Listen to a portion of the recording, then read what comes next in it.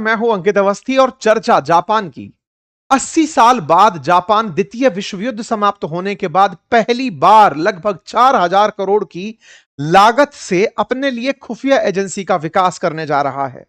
दुनिया भर की तमाम खुफिया एजेंसीज में अमेरिका सीआईए, इजराइल की मोसाद, भारत की R&AW, MI6 ब्रिटेन से एफएसबी एंड आईएसआई, इन सब के नाम आप लोगों ने अक्सर सुने होंगे। और इनको जब जब सुना होगा जब कोई आपने ऐसी फिल्म जिसके अंदर स्पाई नेटवर्क दिखाया गया हो।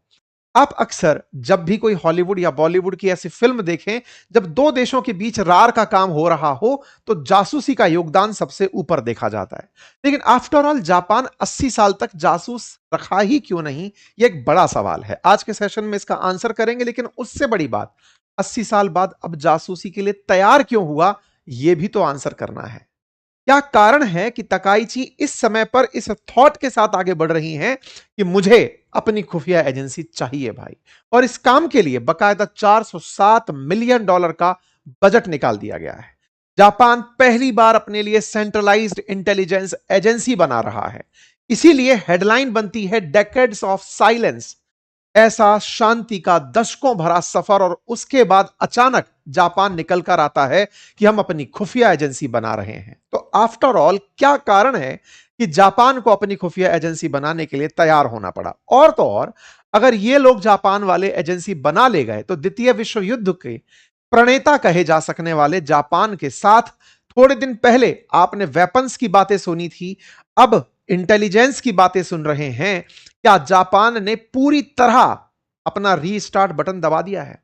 यह बात इसलिए जरूरी है साथियों डिस्कस होना, क्योंकि कहीं ना कहीं जब आप प्रथम विश्व युद्ध के बाद द्वितीय विश्व युद्ध की चर्चा सुनते हैं तो कहते हैं कि जो वर्साई की संधि हुई थी ना, ट्रीटी ऑफ वर्साई, जिसमें जर्मनी को बड़ा ह्यूमिलिएट किया गया था फर्स्ट विश्व युद्ध के बाद में, उसके बाद द्वितीय विश्व युद्ध का पौधा उसी बीज उसी जगह लग चुका था, ट्रीटी ऑफ वर्साई में लग चुका था। बोले ऐसा क्यों?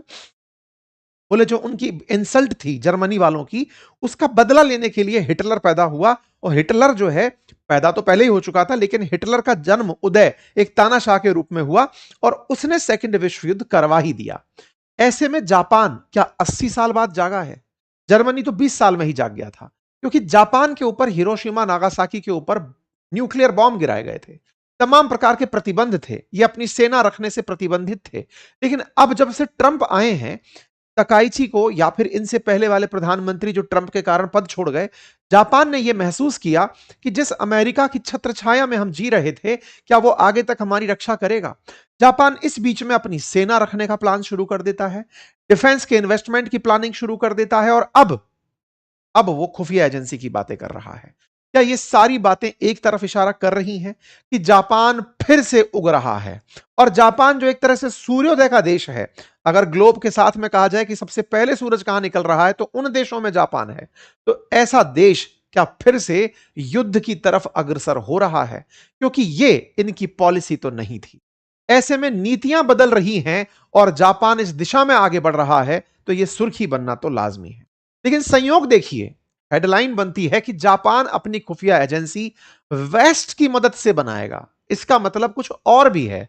जापान डिप्लोमेसी में भी जीत गया है, कुछ ऐसा कूटनीति में खेल गया है कि जिन लोगों से परेशान होकर डिफेंस और सुरक्षा में आगे बढ़ रहा है, उन्हीं को साथ लेकर बढ़ने की दाव चल दी है। तो दाव पेच इस बार अच्छे हो रहे हैं।